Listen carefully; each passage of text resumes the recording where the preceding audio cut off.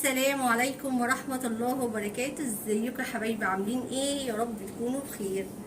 كل سنة وانتم طيبين. رمضان خلاص جري بسرعة، خلاص طالما عدى اول يوم يبقى خلاص رمضان جري والعيد جاي. كل سنة وانتم طيبين. النهاردة دي سفرتنا، ايه رأيكم فيها بقى؟ عملت شوية كرشة بقى تحفة ما شاء الله، ريحتها جميلة وطعمها رائع. وكمان عملت النهاردة برضو ممبار حلو قوي وطري كده وجميل. وعملت شوية رز كده بشعرية تحفة ما شاء الله.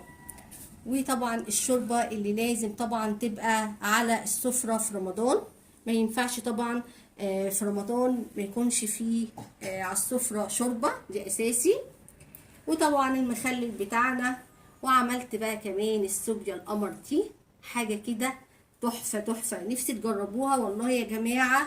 وهم كأني جايباها بالظبط من بره، والله كأني جايباها من بره، حاجة كده قمر.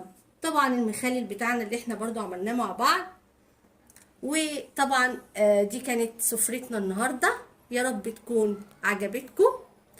و تقولوا لي بقى رايكم في الكومنتات في السفره بتاعتنا دي. انا قلت بقى نغير، بدل اللحوم بقى والفراخ كل يوم كل يوم، فقلنا نغير كده حاجه كده، ايه تغيير في رمضان، لان وفي الاخر طبعا زهقنا ورمضان كريم.